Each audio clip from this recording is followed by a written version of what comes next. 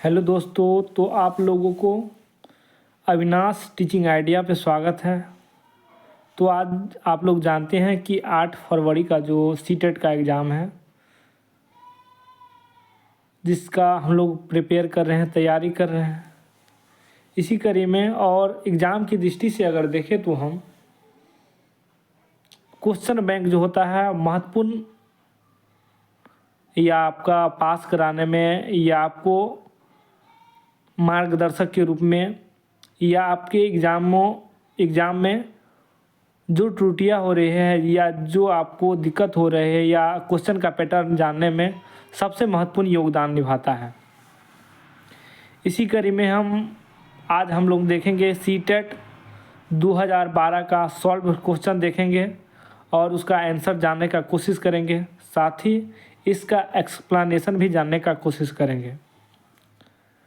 तो मैं हूं अविनाश कुमार, और आप लोगों को अच्छा लगे तो चैनल को लाइक, सब्सक्राइब और कमेंट ज़रूर करिएगा, और साथ ही ज़्यादा से ज़्यादा शेयर करिएगा, क्योंकि एक एग्ज़ाम ही आपको जीवन में, ज़िंदगी में हर पल तो एग्ज़ाम चलता ही रहता है, क्योंकि जब मानव जीवन में अगर जन्म लिए हैं तो एग्ज़ाम देना सबसे बड़ा इम्पोर्टेंट है। तो हम पहले चलते हैं क्वेश्चन की ओर। क्वेश्चन की ओर में हम चलेंगे तो सबसे पहले अगर हम देखने का प्रयास करेंगे तो पहला क्वेश्चन जो है, जो सीटेट 2012 में जनवरी में जो एग्ज़ाम हुआ था, उसका क्वेश्चन है कि अहमदाबाद, देखिए कि अहमदाबाद सूती वस्त्र उद्योग गढ़ केंद्र है। निम्नलिखित में से कौन सा कारक अहमदाबाद वस्त्र उद्योग के फलने फूलने के लिए उत्तरदायी है? तो जानते हैं कि अहमदाबाद जो है आपका, यह जो है पश्चिमी तटीय इलाका है, जहाँ पे जो आपका क्या रहता है, बारिश की भी ज़्यादा संभावना रहती है। उसी कड़ी में ये जो है आपका, तो पहला आपका हो गया भारत सरकार की औद्योगिक नीति के कारण ये है। दूसरा, सस्ते दामों पर श्रम की शक्ति की उपलब्धता, और तीसरा हो गया कपास की खेती वाले क्षेत्र के पास है, और चौथा हो गया तुतिकोरिन पतन अब तक पहुंचना आसान। तो जानते हैं कि असम का जो मतलब ये जो जानते हैं कि अहमदाबाद का जो इलाका है, यह काली मिट्टी वाला क्षेत्र है, और मिट्टी वाले क्षेत्र में जो है आपका सबसे ज़्यादा क्या रहता है, काली मिट्टी वाले क्षेत्र जो होता है वहाँ पे अधिक मात्रा में आपका कपास की खेती होती है, और ये काली मिट्टी वाले क्षेत्र है। इसलिए इस कड़ी में आपका जो आंसर जो हो जाएगा, आपका आंसर जो हो जाएगा कपास की उपलब्धता वाले क्षेत्र के पास है। तो इसको हो जाएगा, इसका 3 हो जाएगा, कपास की उपलब्धता वाले क्षेत्र। एक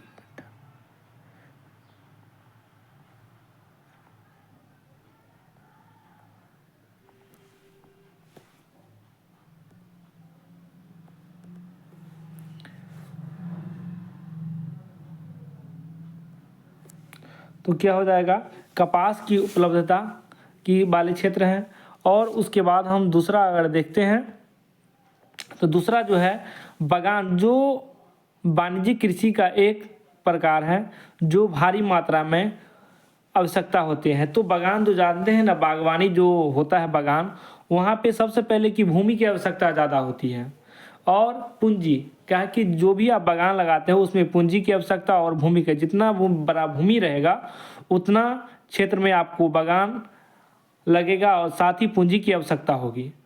तो इसमें देखते हैं तो पहला आपका ऑप्शन है भूमि और पूंजी, दूसरा जो है केवल पूंजी, तीसरा भूमि और श्रम, और चौथा जो है श्रम और पूंजी।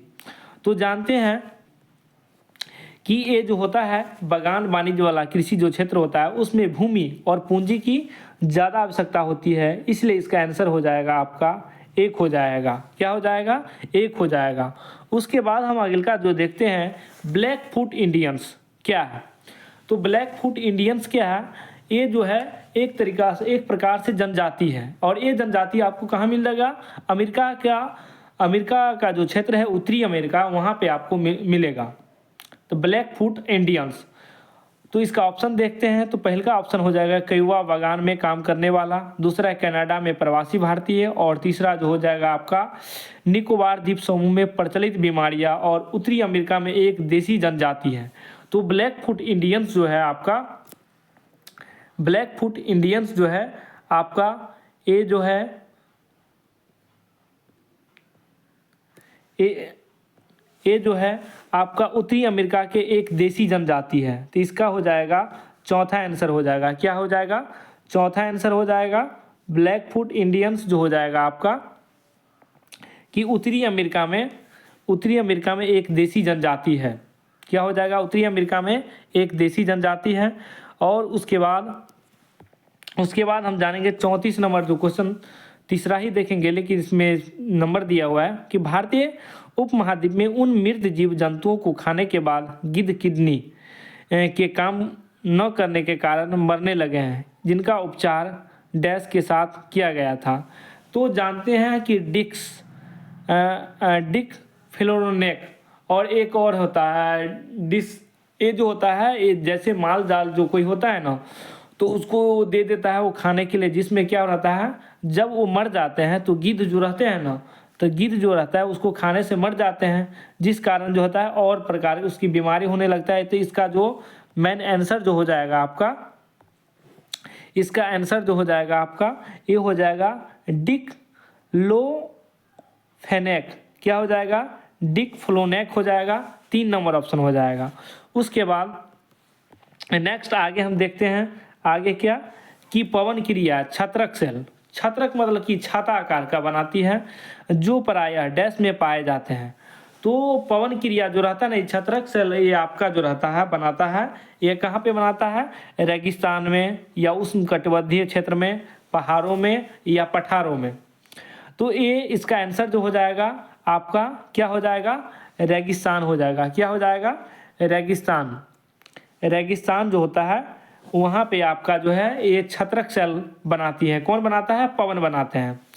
उसके बाद आगे हम देखते हैं कि 1857 की क्रांति के बारे में आप लोग सुने होंगे कि 1857 के विद्रोह के परिणाम स्वरूप निम्नलिखित में से कौन सा परिवर्तन संसद के द्वारा लाया गया। ब्रिटिश संसद जो था उसके द्वारा लाया गया। तो पहला ऑप्शन क्या है, ब्रिटिश कैबिनेट के एक सदस्य को भारत के लिए राज्य सचिव नियुक्त किया गया।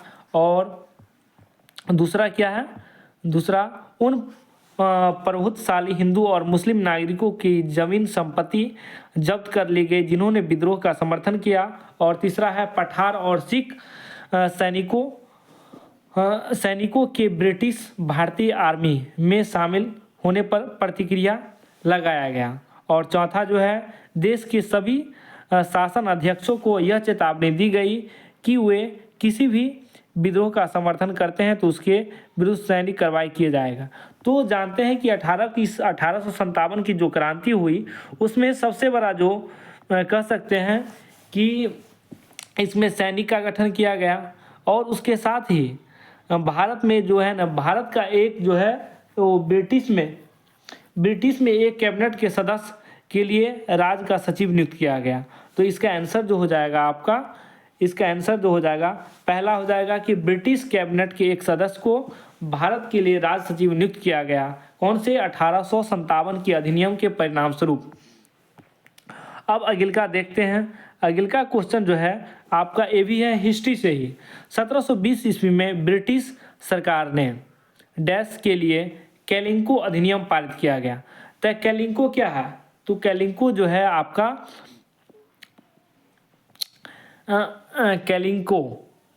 कैलिंको जो है आपका ये जो है ना क्या है कि इंग्लैंड में जो है वो सूती वस्त्र के कपड़ों के उद्योग पर पाबंदी लगाने के लिए जो नियम जो बना उसी नियम को कैलिंको अधिनियम कहते हैं। ये जो अधिनियम जो लागू हुआ ये 1720 ईस्वी में लागू हुआ कैलिंको अधिनियम। ये छापेदार सूती कपड़ों की छीट। तो इसका आंसर जो हो जाएगा आपका क्या हो जाएगा, 3 हो जाएगा। 3 हो जाएगा कि इंग्लैंड में छापेदार सूती वस्त्रों के उपयोग पर पाबंदी लगाने के लिए। उसके बाद आगे देखते हैं। अब देखिए यहाँ पे एक चित्र दिया हुआ है। चित्र देखिए, चित्र में एक पहाड़ जैसी आकृति बनी हुई है और उसके बगल में जो है आपका आर्द्र वर्षा को लिखा है। नीचे दिए गए आरेख में किस प्रकार की वर्षा को दर्शाया गया है? संवहनीय वर्षा, उसके बाद सम्मुखीय, उग्र वर्षा, चक्रवर्ती वर्षा या पर्वतीय वर्षा। तो देखिए यहाँ पे पर्वत है, उसके बाद इधर बादल है। तो जानते हैं कि बादल का जो अगर मुख्य कारण जो है, जहाँ पे पर्वत ऊंचा ऊंचा रहता है उस क्षेत्र में बादल क्या होता है, बादल उस पहाड़ से टकराता है, जिस कारण क्या होता है, वर्षा होने लगती है। तो यह जो है एक पर्वतीय वर्षा है और इसका स्वरूप हम बराबर प्रत्येक साल जो है आपका कहाँ पे, उत्तराखंड के, या आप असम जाइएगा तो वहाँ पे देख लीजिएगा, मेघालय जाइएगा वहाँ देख लीजिएगा, क्योंकि पर्वत से टकराता है बादल तो बारिश होने लगता है। तो ऐसे ही वर्षा को हम लोग कहते हैं, कौन से वर्षा कहते हैं? पर्वतीय वर्षा कहते हैं। कौन सा वर्षा कहते हैं? पर्वतीय वर्षा। तो ये जो है आपका पर्वतीय वर्षा का चित्र दर्शाया गया है। उसके बाद हम देखते हैं कि परमाणु ऊर्जा संयंत्रों में बिजली डैश की प्रक्रिया द्वारा उत्पादित किया जाता है। तो जानते हैं कि एक दो चीज़ होता है, एक नाभिकीय संलयन होता है, एक नाभिकीय विखंडन होता है। तो नाभिकीय संलयन में क्या होता है, ऊर्जा का क्या होता है, एक साथ जुड़ता है, लेकिन हमको जुड़ना मतलब क्या, एक जगह एकत्रित होना, लेकिन हम ऊर्जा विखंडन करेंगे तब ना होगा, क्या होगा, उसमें से ऊर्जा क्या करेगा, स्रोत बाहर निकलेगा। तो परमाणु ऊर्जा क्षेत्र में बिजली जो उत्पादित किया जाता है उसका मेन कारण जो है वह जो है आपका नाभिकीय विखंडन है। नाभिकीय विखंडन के रूप में हम लोग देखते हैं। चलिए इसी कड़ी में हम फिर आगे देखते हैं 40 नंबर। नीचे दिया गया आरेख में विशेष पर पृथ्वी की स्थिति को दर्शाया है और ए बी सी और डी पर स्थितियां हैं। कौन से स्थिति में दिन का प्रकाश सबसे ज़्यादा घंटों तक रहेगा? चलिए तो यहाँ पे हम चित्र देखने का कोशिश करते हैं। तो देखिए यहाँ पे जो ये चित्र है और यहाँ पे ये सूरज है, ये है सूरज है और ये आप चित्र देख रहे हैं। ये चित्र में देखिए कि ये जो चित्र है ये प्रकाश ऐसे आएगा, ऐसे आएगा, या ऐसे आएगा, या ऐसे आएगा, ऐसे आएगा। तो यहाँ पे हम देख रहे हैं कि यहाँ पे ए डी पॉइंट है, यहाँ पे सी है और यहाँ पे ए और बी है। तो ए और बी जो है, ए और बी जो है, तो ए वाला अगर सूरज जो अगर पृथ्वी जो रोटेट करता है, किधर से किधर करता है, तो ये जो है आपका पश्चिम से पूरब की ओर रोटेट करता है। जब ये रोटेट करेगा तो रोटेट करने के बाद ये जो आपका सी वाला पॉइंट है या ये जो आपका डी पॉइंट है, ये डी जो पॉइंट है, तो डी पॉइंट क्या होगा, अगर पृथ्वी अगर रोटेट करेगा उसके बाद भी क्या हो जाएगा, ये तो धीरे धीरे ऊपर जाएगा। इस प्रकार यह ऊपर जाएगा, ऐसे यह ऊपर जाएगा तो इसका ज़्यादा क्षेत्र जो ऊपर जाएगा सूर्य के पास पड़ जाएगा। बाकी बात सी जो है अगर रोटेट करेगा तो इधर चला जाएगा, ए भी इधर चला आएगा और ए जो आपका ए जो ए है, ए भी आपका इस तरफ चले आएगा, जिस कारण क्या हो जाएगा, इस क्षेत्र में ज़्यादा आपका सूर्य का रोशनी नहीं पड़ेगा। इसलिए इसका आंसर जो हो जाएगा आपका डी हो जाएगा। डी का क्षेत्र जो है जहाँ पे आपको सबसे ज़्यादा क्या हो जाएगा, सूर्य का रोशनी पड़ेगा। चलिए तो आगे हम देखते हैं फिर ताती, मोमिन और दिमांग समुदाय लगे हुए थे।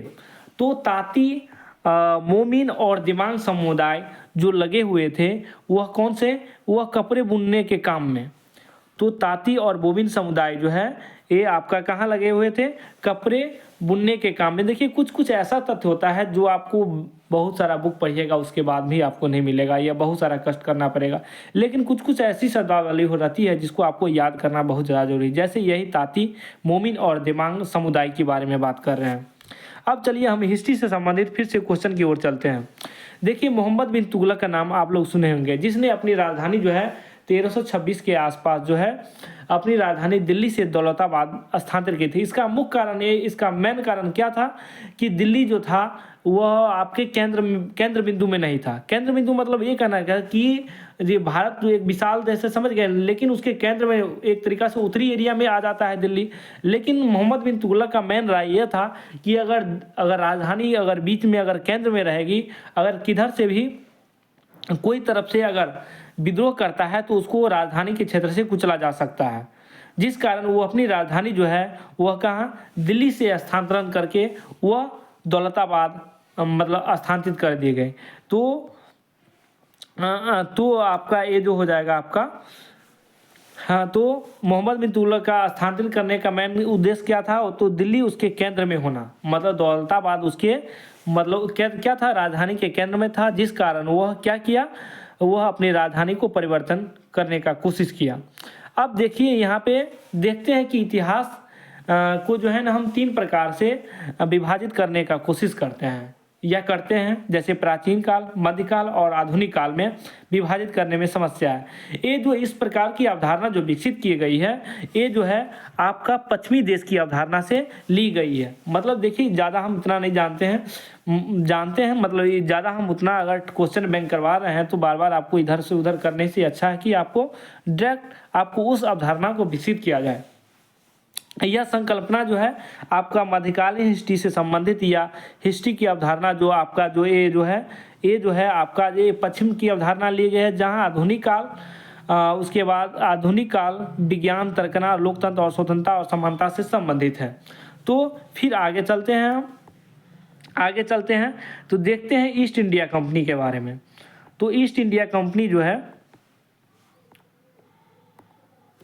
ईस्ट इंडिया कंपनी जो बंगाल में 1661 ईस्वी में हुगली नदी के किनारे जो अपनी फैक्ट्री स्थापित की थी, समझ गए?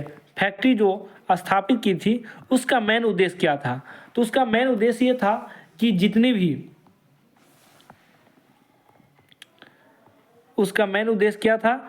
जितनी भी आपका जो वहाँ पे सूती बस था वहाँ पे उसको कंट्रोल करना, जिस कारण उसने अपने वो सूती बस जो था उसके कारण वहाँ पे फैक्ट्री लगाने का कार्य किया। तो देखते हैं यहाँ पे तो क्या था? इंग्लैंड में निर्यात करने हेतु सूती बस कपड़ों के उत्पादन के लिए, मतलब वो जो हुगली में 1661 ईस्वी में ईस्ट इंडिया कंपनी जो स्थापना किया था उसका मेन उद्देश्य था क्या था? कि सूती वस्त्रों का एक्सपोर्ट करना, निर्यात करना, समझ गए? तो यहाँ पे आपका आंसर जो हो जाएगा आपका 3 हो जाएगा, इंग्लैंड में सूती वस्त्रों के कपड़ों के उत्पादन के लिए। आप लोग सोचते होंगे कि सर आप ही जो है मतलब क्वेश्चन बता रहे हैं और आंसर बता रहे हैं, तो देखिए ज़्यादा डिस्कस करना हाँ सही बात है, लेकिन आपको बताना भी, एक्सप्लेन भी करना बहुत ज़रूरी है।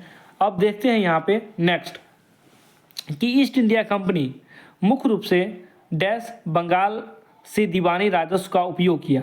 तो किस चीज़ के लिए किया? तो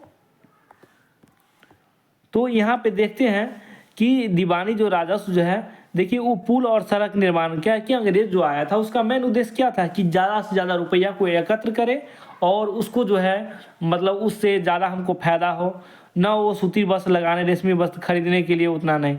उसका मेन काम था कि भारत में जितना भी अधिकतर जो चीज़ है उस चीज़ में क्या किया जाए? सबसे पहले अधिक से अधिक कमाया जाए। तो इसका मेन उद्देश्य था ईस्ट इंडिया कंपनी का दीवानी राजस्व क्या था? कि छिन्न भंडारों की भरपाई के लिए सोने और चांदी के भंडारों को संचित करना। क्या था? सोने और चांदी के भंडारों को क्या था करना? संचित करना, एकत्रित करना और उसको इंग्लैंड ले जाना, समझ गए? अब यहाँ पे देखिए भूगोल का ही क्वेश्चन है, ज्योग्राफी का ही क्वेश्चन है, लेकिन ये जो है आपका गणित संबंधी अवधारणा है, इसलिए इस क्वेश्चन को हम स्किप करते हैं। वैसे ये भी बन जाएगा कि 4 डिग्री बराबर 1 मिनट होता है, 4 डिग्री। चलिए यहाँ पे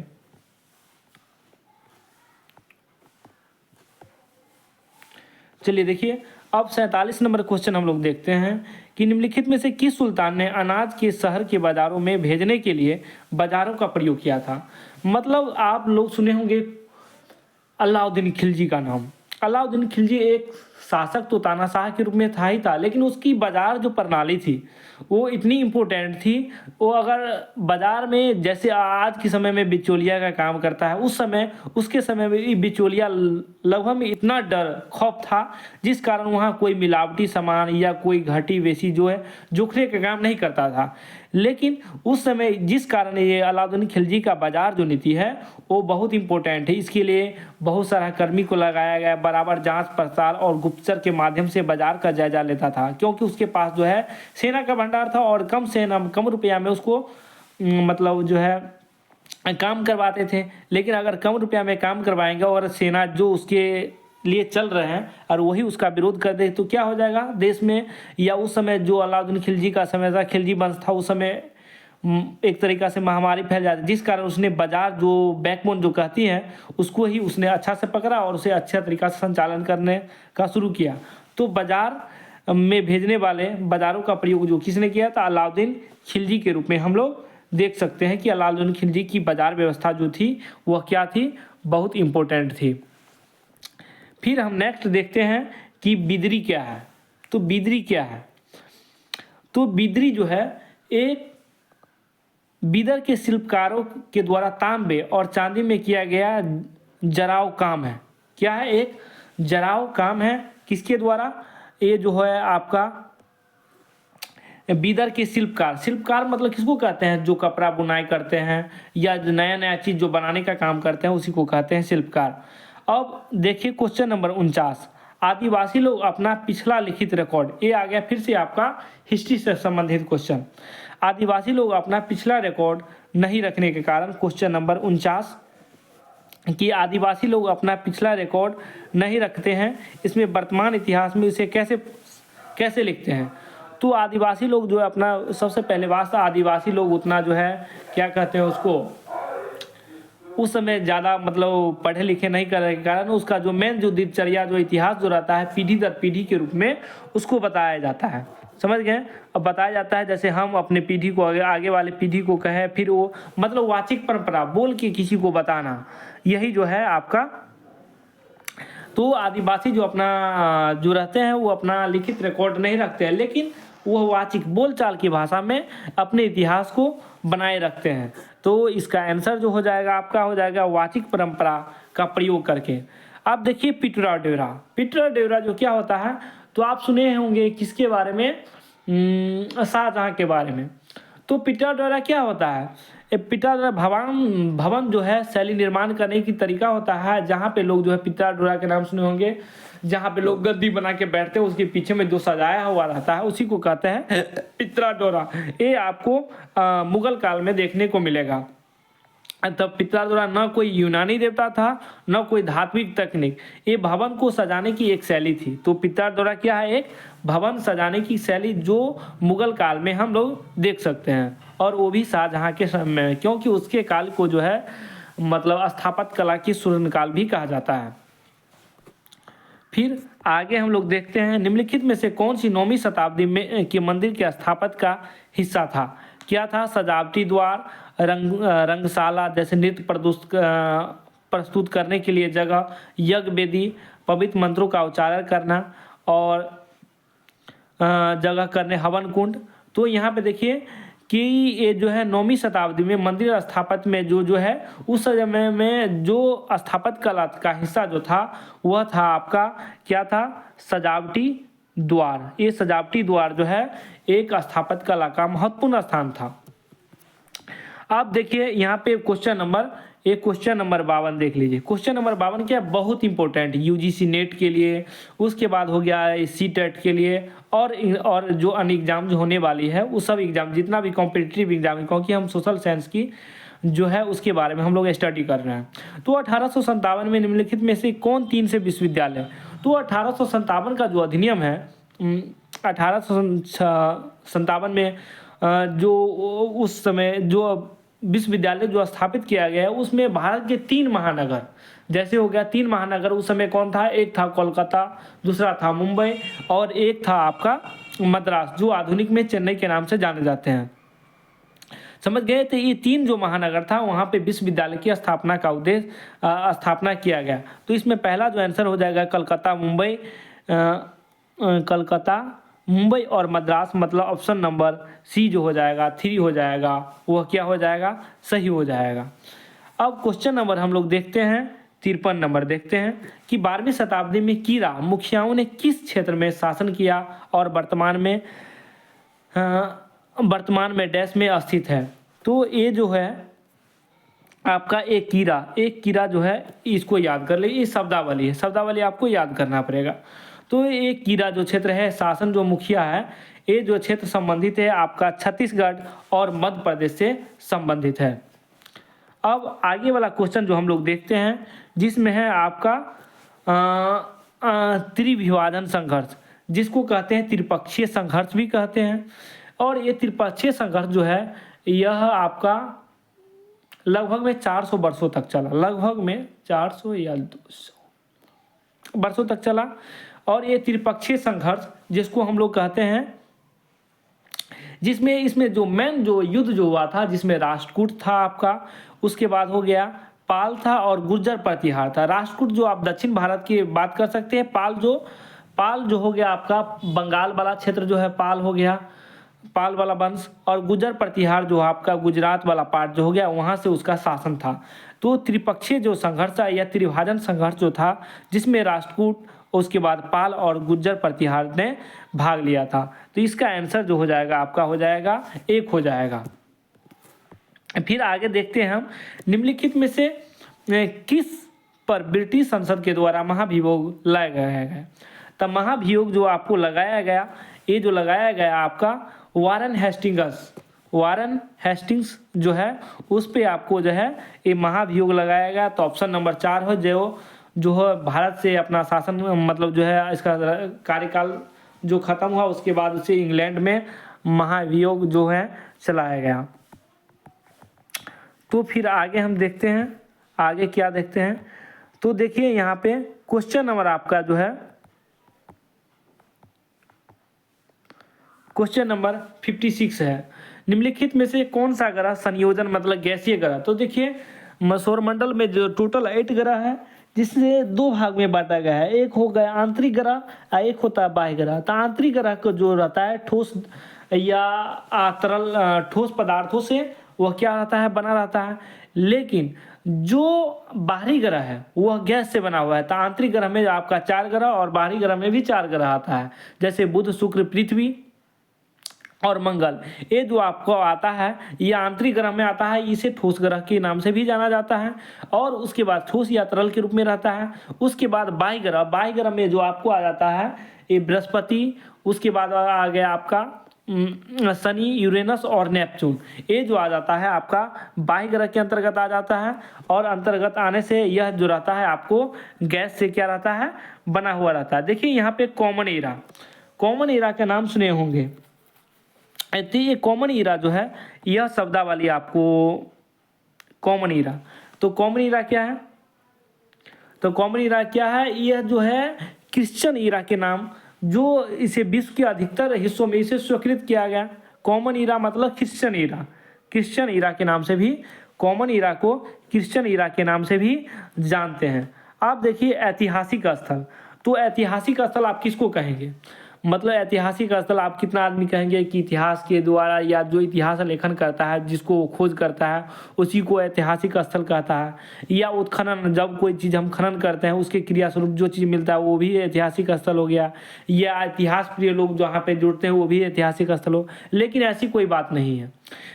ऐतिहासिक स्थल उस स्थल को कहते हैं जहाँ अतीत से संबंधित क्या रहते हैं, स्मृति रहते हैं। कोई चीज़ ऐसा वस्तु रहता है और या उसका अवशेष रहता है, वैसे स्थल को ही ऐतिहासिक स्थल के नाम से हम लोग जानते हैं। तो यहाँ पे फर्स्ट ऑप्शन जो हो जाएगा आपका, अतीत के स्मृति शेष या अवशेष मिलते हैं, उसी को कहते हैं आपको ऐतिहासिक स्थल के नाम से जानते हैं। आप देखिए यहाँ पे वर्णों में जातियाँ क्यों उत्पन्न हुई, जो भारतीय समाज को संगठित करने का आधार बन गई। वर्णों में जातियाँ क्यों उत्पन्न हुई, तो वर्ण में जो है देखिए आदिवासी लोग वर्ण व्यवस्था को एकीकृत करने में समस्या आई, ये भी। दूसरा बी नंबर ऑप्शन है, जाति और वर्ण के समान है। तीसरा जो हो गया वर्ण व्यवस्था के विरुद्ध प्रबल विरोध था, जिसे जातियों का विकास हुआ और लोगों की सामाजिक आर्थिक आवश्यकता को नियमित विस्तार के कारण नए शैलियों का संपन्न। तो इसका जो हो जाएगा चौथा आंसर जो हो जाएगा आपका सही हो जाएगा। क्या हो जाएगा कि लोगों को सामाजिक व आर्थिक आवश्यकता को नियमित विस्तार के कारण नए कौशलों से संपन्न लोगों की जरूरत थी। उसके बाद 60 नंबर क्वेश्चन जो हम लोग देखते हैं, निम्नलिखित में से किस आदिवासी समाज को खेल में विभाजित किया गया है। अब देखिए ये क्वेश्चन बहुत इंपॉर्टेंट है।